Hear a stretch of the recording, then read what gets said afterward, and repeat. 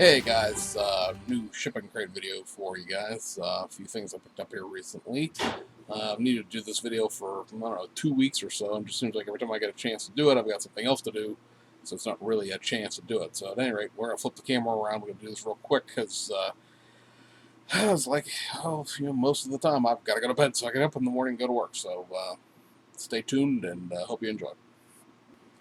Alright guys, so we got that Decalpalooza going on here. I had a few things that I had ordered through HobbyLink Japan, and then more decals that I picked up here recently through Hobby Search, M&S Hobbies in Arizona, as well as straight from Racing Decals 43 in Spain. So, if you're not into the whole decal thing, probably skip ahead probably like 15 minutes or so, but we're going to try to roll through these as quick as we can. First up here from the fine folks over at Hobby Easy. These are going to be the first decals for the new B-Max Honda Civic, the EF3. This set represents either the Intertech Round 6 or the Suzuka Great 20 Drivers Race Round 5. The main differences are the coloring of these stripes on the bottom here, and then the driver names and things like that. It's a fairly robust decal solution in the sense that you just paint the car white and all the decals are there for everything else, including the surrounds and this roof decals, one big piece, and this hood decal exists, and of course there are the stripes down the side there. So not a lot going on here in terms of having to mask things off or have any other problems with it. However, the other set of decals that is out right now from Autocolor as well, that's Autocolor, is this. This is the super duper evil Cabin Racing Team. This is their 1989 season car. I say super duper evil because, of course, Cabin is a tobacco company, or at least a cigarette brand, and it's got a Playboy of Japan windscreen decal. So not only do you have the terribly evil tobacco thing going on, but you also got porn. So twice as evil. This is a set of decals that get you kicked out of an IPMS convention, probably for the decency rule, or maybe not. But at any rate, it's become a joke between me and some friends of what sponsorships would violate the PG rating, because you've got all the tobacco and alcohol sponsors that you have to go out and get associated decals for in order to build the kits out correctly. This one has the big arrows here on the side of the door. However, that's it. I mean, all the wording and everything is there, but there's not like a white decal that goes to the top. You do have to make this rather robust curve here as far as masking goes, as well as masking it on that sort of non-existent character line. Basically, you're masking it across the top of the door handle. I'm not sure how well it'll show through the sort of gauze that they have on here, but actually it shows up pretty well. So like I said, you get like the stripes for the hood and the stripes for the sides that sort of tell you, where the dividing line should be, or I guess help crisp up the dividing line. But other than the great big arrows there for the side, everything else, just wording and stuff like that. Since this will show over here, here's the decals for the other one, and like I said, there's just two sets of these stripes. It's hard to tell that they're different colors through this wax paper they have on here to protect the decals, but you can see here's one of the side decals, and there's the wraparounds for the windows and stuff like that. So like I said, not nearly as big of an issue there. Also, from M&S Hobbies, which is a company out of Arizona that is carrying a great deal of import decals and kits, I got the Autocolor sets of decals for the Chevy Cruze kits. Now, these are not swindled in wax paper, so we can see the actual decals here. This one is for, if I can get the stand up straight, the World Touring Championship, Hungary Grand Prix, Portugal Grand Prix, China Grand Prix, and Japan Grand Prix. There's just a few associate sponsorships that change between those four races. Otherwise, it's pretty much the same set of decals. One race, you'll lose this World Touring Car Championship logo on the roof. And then it's hard to see because the actual decals are up underneath the hanger here, but there's associate sponsorships over here and associate sponsorships over here, and they change. If you see on the back here, you notice that the sponsorship for the back doors is one thing here, and it's a completely different thing here. And then, like I said, in these two examples, logo up here, but no logo down here. That's pretty much it. There are instructions on how to build out all four of them. This, of course, is Shanghai and Suzuka as far as the races go. But the trying to think what I was trying to say. The Hungary and the Portugal Grand Prix instructions are on sort of the back side of this, and really there's no other difference between the kits, the decals, other than this one little tiny associate sponsorship that it's really hard to see because it's there. It is itty bitty right there. That 6061 that changes on the Hungary car, and that's it. So you really got to be into building your very specific race specific setups to do 4 of these decal packages. Also, as you notice here, you've got like the hood decal is here and some striping for the silver parts here, but otherwise you've got the mask of this car off as far as the white and the red and all that. And as I sit here trying to do something, my computer's doing something else in the background there. All right, so there's that. Then you have this, which is I know it looks like exactly the same thing, and it pretty much is, except that you'll notice that this striping is a different color. This is the Macau Grand Prix version of the Aeon Luke Oil car, driven by the same person. It's a slightly different set of decals. I mean, the overall paint job is the same, but you've got different associate sponsorships here. This area here is completely different. Bouncing my decals off something. There we go. This sort of front area up there where the 5768 is, those are different. So it's a slightly different scheme, but overall, in the overall sense, you're still doing the same masking of white and red. And then we have this set here. This is for the Japan Grand Prix or Belgium Grand Prix World Touring Championship for the. I'm trying to think of who drives this car.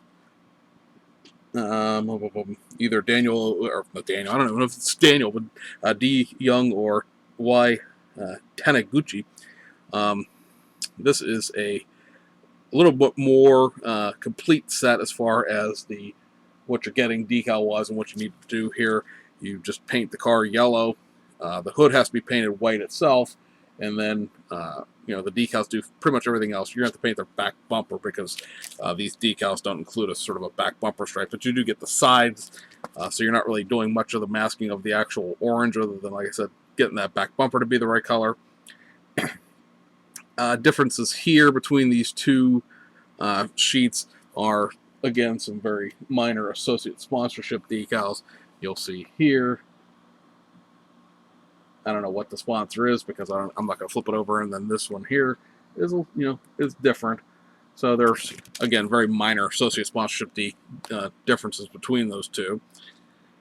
Also, if you're going to do the Japan Grand Prix, you've got mirror covers for that, and you've got mirror covers for the Belgium Grand Prix, which for some reason actually, I should say that's not for the Grand Prix, is for the drivers. As you can see here, that Oh Young has the red flag there, and then Mr. Taniguchi has the Japanese flag for his name, so they've got mirror covers for the individual drivers. So you can build either driver you want.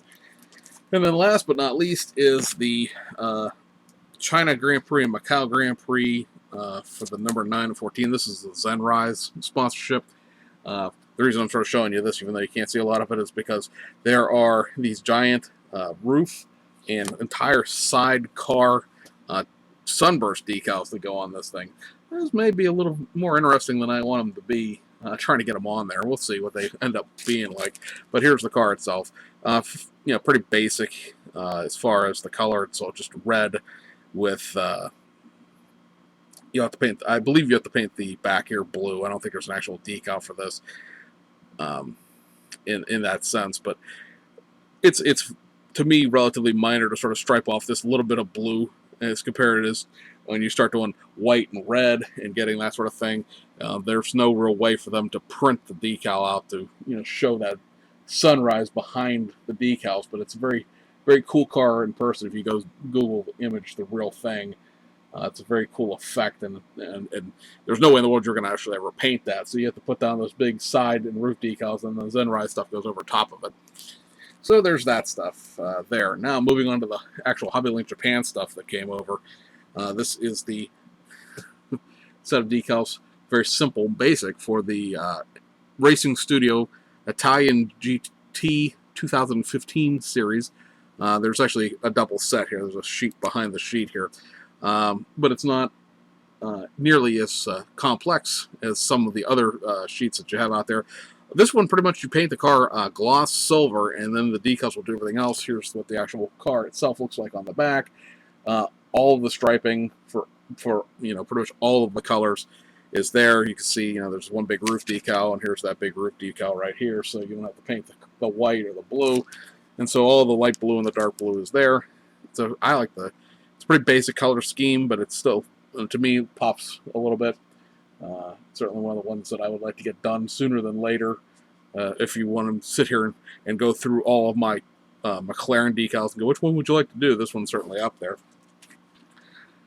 This is the Walking Horse Motorsports Nuremberg 2015 24 Hours of Nuremberg race.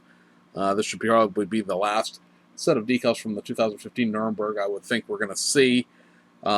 Pretty robust set of decals here too. However, you do have to paint a few different things.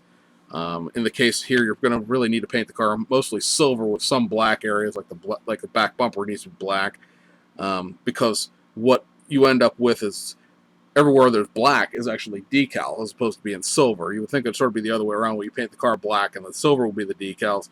In this case, what you're doing is painting the car silver, and the black is the decals. Because you see here, here's the the front, each of the sides of the front fender and hood. There's this area here and this area here. So that should be interesting to get it to actually lay down over some very complex curves, especially considering the fact that the engine intakes are right there where those areas are. So we'll be. I haven't taken this bottom part out to see if there's actually holes for the intakes or what we're doing with that, but should be interesting. It's also a pretty colorful car, but at the same time pretty basic, black, silver, and blue. This is the set of decals I picked up for the Alfa Corsa version of the Martini car. This is known as, well, at least to me, as the red Martini car. You may guys all, of course, know that the Martini car itself, the white one, is being reissued by Tamiya this coming month here in March. This will build the other version of it, which is, like I said, the red Martini car. This builds off, of course, that 95-96 kit that does it's either the Martini or the Bosch sponsored car. It's fairly mainstream, fairly simple. Basically, it's just different drivers on this car that are on the white car itself. And this pretty much is the only set of decals that are out there. I believe there's one set from Museum Collection that updates the Jägermeister car to 1996, but there's really no real significant difference that you can really sit down and go, oh, well, yes, of course, that's what's different. I've got a cat up on the shelf. That's great. Well, if something comes crashing down, we'll all know what that's about. And then last from the HobbyLink Japan stash is this. These are the PIAA Honda Accord fill-in decals. These go on the Honda Accord that I showed you guys in the last Loot Crate video, so to speak. That was the, oh geez, who sponsored that car? I can't think. It's, the Jax one. I'm not going to use those Jack decals. I'm going to get this because it'll make the sort of matching twin to the Honda Civics, which you'll see here in a second when we get to the kits themselves. A lot of masking involved here because pretty much the only black areas that are covered with the decals are those front fenders, which are, these parts right here are replicated by these decals up in here. But the whole rest of this, as far as masking this bottom and the slash and the back end, it's all going to require masking, but it's not that bad as far as I'm concerned. At least all of the, the thin striping is there as far as getting the sides and everything else done. Also includes a race pack decal and whatnot. But these ones down here actually replicate decals that are in the kit themselves. These are designed pretty much just to replace the Tamiya decals, because Tamiya did this kit in this livery, this PIA livery, which is mostly what Shunko does, is a lot of replacement decals for older kits where, if you get them now, I mean, the kit was done in 1996, and your decals might probably be a great deal more suspect than you would expect them to be, especially with all the issues that Tamiya had with their decals in the mid-1990s. All right, we're plowing through, guys. Just a few more. These are the Racing 43 decals. These just came in today. This one does the RAL 99 car for the Silverstone 2015 Blancpain Endurance Series. You guys who really pay attention will go, well, wait a minute, don't you have a set that does this car? That is the 23-24 car from the Nuremberg, 24 Hours of Nuremberg. This is the actual car that ran the Blancpain Endurance Series. Different drivers, completely different series. Painting it, these center yellow stripes are in the decals themselves. The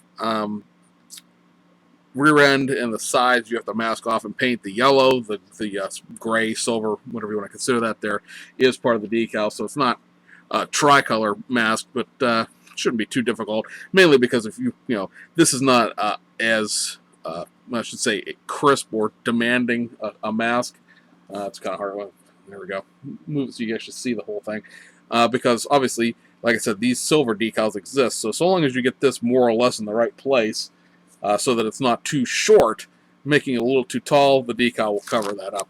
As you can see, here's through the wax paper, you have the roof yellow, and then of course you also have the wraparound for the front, and then you have these the wraparound for the rear and the side stripes there.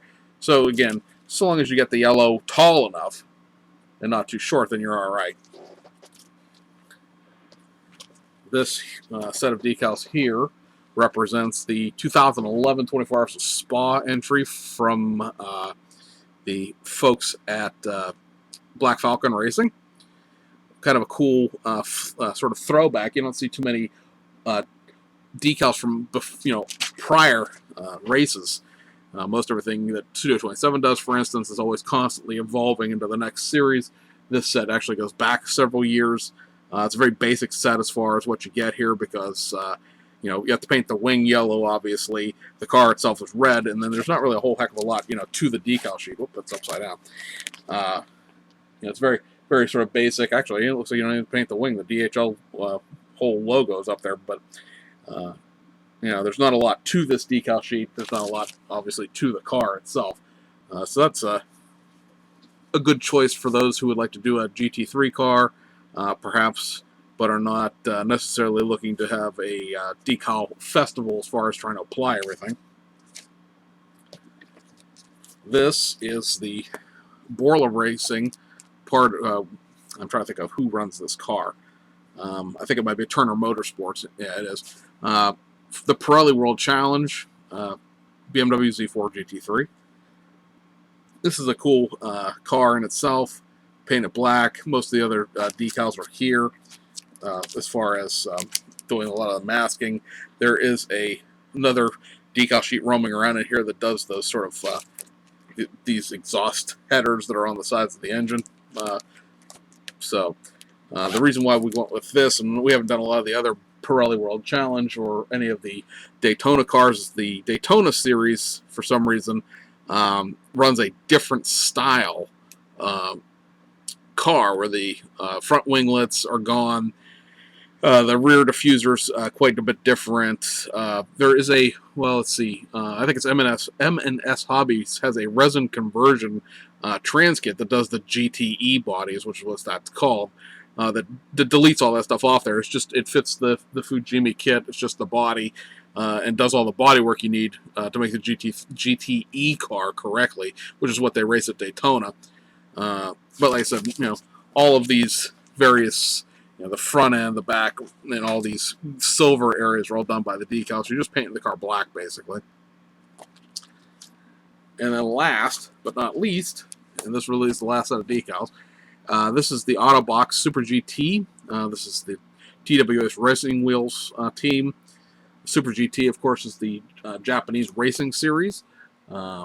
This will be the same thing that the Good Smile Racing team races in, as well as the Pacific Race team. Trying to think of who else. The Studi BMW kit was done by the Studi Racing Team kit was done by Fujima, as well as just a regular factory kit. This one is going to be really interesting because it's going to require me to actually break out my airbrush and learn how to airbrush Owlclad, because you may notice this right here. It's a little too far away, you can't read it. Chrome paint. So, obviously you could try to bare metal foil the whole car and then clear it and try to seal it down, maybe. But I think that would be a terrible option. So obviously what you're going to do here is paint the car gloss black, as glossy as you can, then paint it with all-clad chrome, and then the decals lay over top of it once you seal the chrome. Pretty much everything you need is here. This sheet here obviously is all of the wording and the associate sponsorships and things like that, and then all of this back here is all of the striping. So really, literally, you just need to paint the car gloss. You paint the car chrome, and then all of the blue striping and the blacks and all that is all done by decals. Which at least if you can get the chrome paint down and something that doesn't resemble, well, crap, you can, at least once you get to that point, theoretically speaking, it shouldn't be too difficult to get the rest of it done. I'm assuming that you can, clear. I know that there is a clear for all clad. I'm assuming you could clear it and then decal over, because otherwise you might screw the paint up, because I know the stuff's not water soluble technically, but you shouldn't be getting it wet, from what I understand from talking to people about what we're supposed to do in order to decal over it. So we'll see. That probably is a much later down the road project as far as that goes, because like I said, I gotta get an airbrush up and running and everything else. So that takes us over to the kit side of things. 3 things that have come in from Hobby Search. This is the Evangeline MP4 12C GT3 McLaren. This car, again, this is the Autobox Super GT. Pay no attention to the scantily clad anime girls, as they are not on this car. This is one of those cases where the anime does not go into the car. This car is actually purple in real life. I believe it's either Gravity or Zero. One of the two has done color match to this purple. Tamiya purple in the can might work as well. I'd have to go look at Tamiya spray paint and see how close it is to the real color of the car. Pretty much the decals are all there as far as getting it done. You paint the car purple, and then all the decals are there to just do it. It's kind of a neat, sponsored by Petronas lubricants up front, and there's at least one more. It's there's AMG SLS. That's done by Petronas Lubricants of Malaysia. So it's sort of a sister kit to that, in the sense of being able to just display things in collections, so to speak. The kit itself should be molded in white, if I'm not mistaken. Yep, it's molded in white. Everything else is in black, just like every other 12C that they did. And then, real quick, just a regular off-the-shelf 2013 version of the McLaren 12C. This is for the Italian GT3 decals I just showed you, or something else if the spirit moves me, and another Z4 GT3 2014 edition for either the Lockenhorst or the Borla or something else. But believe me, I have way more decals than I have base kits, so pick them up when I can find them cheap. So, moving over to the Hobby Link Japan box. One thing that is also not a kit is this. This is finally, you guys may remember the year-long saga to get this photo etch set. These are the upgrade parts for the Carrera GT, the Tamiya kit. Mainly bought this for the mesh inserts for the engine covers, because I think the decals look like crap as far as what the finished product looks like. And of course, you've got brake rotors, you've got your pedal set, you've got a dead pedal, you got a front intake grill, mirror faces, a lot of the Carrera GT lettering, Porsche lettering. Let's see, number 2 is interior fixed parts. So I don't know what, I have to look at the interior and see what those parts are supposed to fix. 3 should be the mirror lens, 4 is the emblem, 5 is the, well, we got a photo etch oil tank valve, 6 is keyhole. So if you really want to go absolutely crazy nuts, there are key photo etch for the keys. And let's see, this thing is the dashboard accessory case lid. Alright, and then 8 and 9 are things for the rear suspension. They get wiper arms and stuff like that. So anyway, I'm not going to read you the whole list of things, but there's the photo etch set, and it's 1,200 yen, so that's like $9, $8, which I said, mainly I'm just using it for this thing. If everything else fits, cool. So, one of the brand new kits that's out right now, and this is starting to filter out all over the internet, is this. This is the new B-Max, distributed by Aoshima, outside of China. Honda Civic EF3 Group A race car. Not going to do a big review on this right now, but one of the neat things this car does come with is a color sheet, and all B-Max kits actually come with one of these, but this is the first B-Max kit. I've got the Cruises, of course, but one of the first ones I picked up recently that has this that's shiny. It's photo paper rather than just being color printed. That shows you everything here. What's interesting about this car as far as the coloring goes, you have to paint the bottom half of the front bumper, which is separate, matte black, and then the back bumper is gloss black. And that's all the painting you have to do to this. Literally, this entire side, this whole thing and the whole back end here, that basically goes to about here, is one great big decal. And then the roof decals are there, and then the back end's just black of its own volition. But if I can pull here's the decals right here, as you can see. Great big decal for the whole side of the car. You also get decals for the seat belts and a whole bunch of other associate sponsorships. And also up here on the top here, you get decals for all of the window surrounds. So if you're one of those people that really hates painting the window surrounds, there are decals for the entire thing: windshield, back windows, side windows. You could also, of course, there are frosted parts here, so you could paint the glass. One other thing that I see a lot of people being confused about is the fact that you get basically 2 separate sets of wheels. We've talked about this in the past. I think it's something bland behind this so it'll focus. Basically, there's a lighter weight wheel in the rear than the front, because obviously it's a front-wheel drive car. So the chrome one goes out back. The non-chromed one goes up front. In this case, on this car, they're both supposed to be silver, so you would just sort of paint the insert area of that chrome wheel silver to match the front wheel, and then you leave that chrome lip there for the back wheels, because that chrome lip is there in the real car. I see a lot of people dechroming them and doing other things with them, and obviously if you don't want to build this thing as a race car, here's the body of the car. You don't want to build the thing as a race car, I understand that, but if you are building it as a race car, make sure you get the wheels right. Obviously, we have 3 of these. One to do as the Pia car, which, as you'll notice, like I said, is a sort of a sister cousin of that Civic set of decals I just showed you. And then I have 2 more for the other 2 sets of decals. I will let you know now. I can't tell you which cars they are or when they'll be out necessarily, because it's sort of proprietary information, but I know. I'll sort of tease it a little bit. There will be at least 3 to maybe 5 more sets of decals for this Honda Civic that will all be for Macau Grand Prix race teams. So that's going to be really interesting.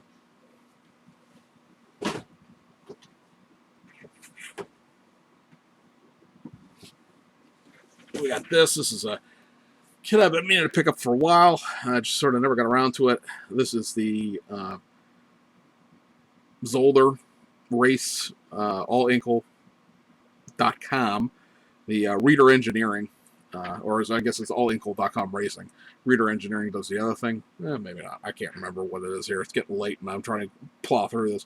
But this is one of 2 liveried versions of the RSV Murcielago kit that Aoshima has done. The other one is the blank paint car with a giant wristwatch on the front.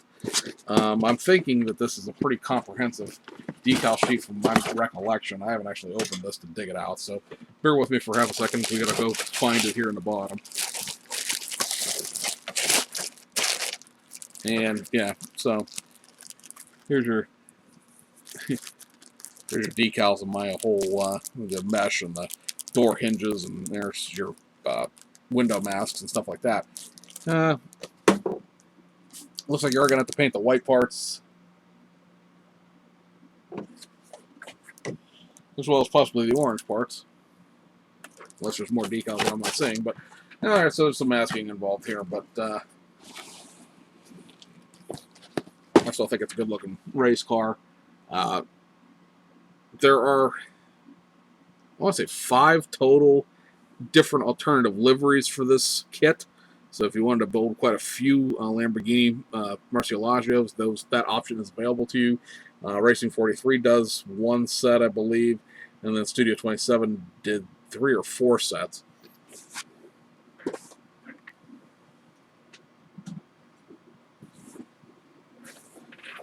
This is the last of my Heller acquisitions for the current reissues of them. Of course, now we never know exactly what's going to be going on with Heller, probably till the summer when their kits are supposed to come back out again, the reissues and the new Estafette, if they're still making it. This is the Bugatti T50, 158 pieces, so this is full detail. I haven't opened it, and I'm not about to do it now, but here's the gist of it here, saying that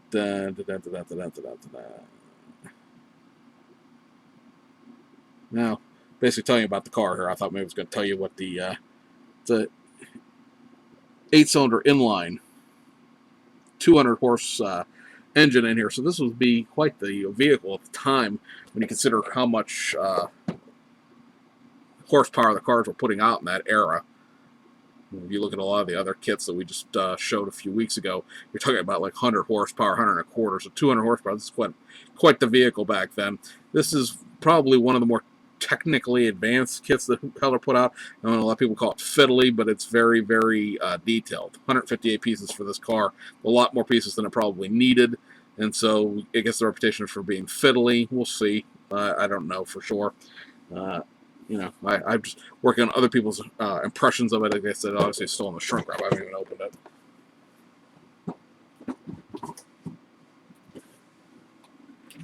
This was something that came back into stock recently, and it's the one Tamiya Mini Cooper, the stock version. I don't have any of the rally cars, or the racing ones, that I wanted to get. This is the Austin Mini Cooper. They, of course, did the Morris Mini Cooper. That's a green car on the box. The reason I got this is because this has a completely different wheel and tire, or not tire set, but a completely different wheel set than the Morris does. So it sort of plugs that one last little hole in the in my Mini Cooper collection, as it were. Now I have, let's see, 1, 2, 3, 4, 5 of them through the years, basically. So you can't go wrong with these little Tamiya kits. What are these? These are around like $18, and it's just a gem of a little kit, full detail, engine, the whole 9 yards.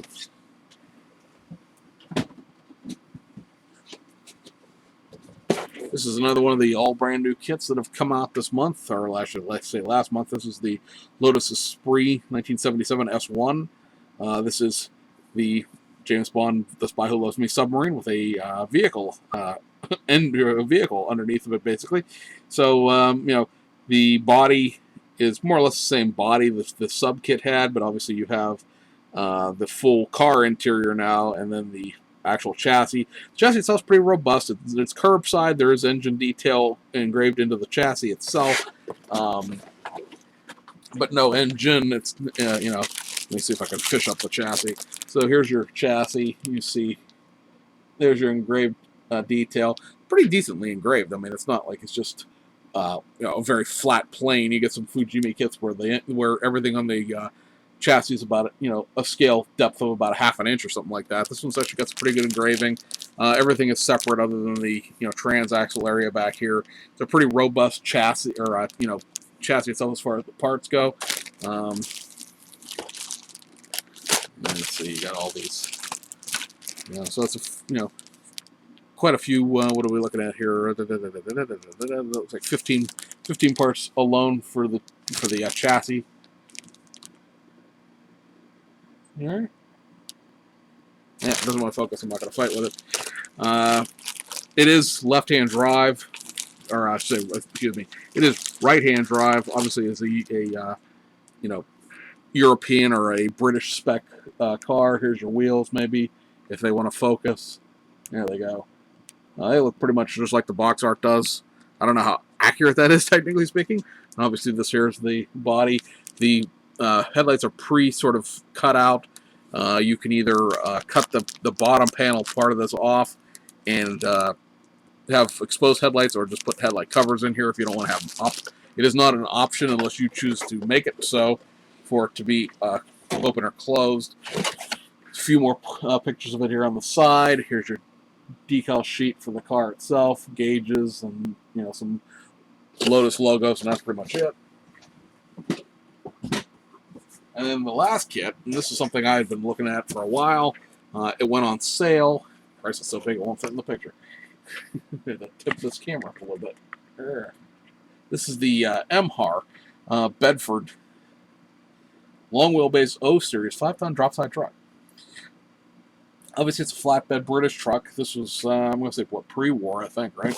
As far as when these were made, 1941. So yeah, this is pre-World War II. One of these just got built not that long ago, and I don't want to say the wrong person's name, but if you go searching for it on YouTube, somebody just built one of these. I don't even know if it was this one. I think it might have been, there's 4 of these out. There's a dump truck, there's this flatbed, there's a tow truck, and a tank truck. The tank truck and this one are on the long wheelbase, and the tow truck and the dump truck are on a short wheelbase. What I'm thinking here, and I'm going to have to obviously build out the chassis to figure it out, is whether or not the flatbed here for this, I'm not going to take this one apart because I want to keep it in one piece, but I know where I can get another one real cheap, will fit on this. We had a discussion where we're actually thinking about take the flatbed off this. Yes, it's a die cast, but we could take it apart and make it a little less, make this deck a little less shiny and stuff like that. And then maybe take the engine out of the Meng F350 because that's a diesel, right? Hobbycat says hello. And then combine all 3 of those kits into one really, really expensive build. So maybe that'll be down the road someplace. We got to figure out, of course, like I said, we got to build it out and see whether or not this would fit. Yes, I can obviously construct. I could obviously construct a flatbed for it, but if I could just sort of transplant one over and detail the die-cast part out a little bit, I'd do that. I haven't actually had a chance to look at this either. It's still taped closed, so that's something I got to look at when I have a chance. Just been running for a week now, or for several weeks now. So, guys, that will be that, and we hope you enjoyed it. Wasn't too long. Hey, it's under 40 minutes, so that's a good short video for me on this type of stuff. So that'll be it for a while. There's a bunch of stuff coming out in March, but that stuff won't ship probably until May or so. So that'll be it for a while, except for the sort of domestic stuff that we'll pick up here and there, like the Mobius kits. And we'll see you guys on our regular Friday shows. See you guys on the other side.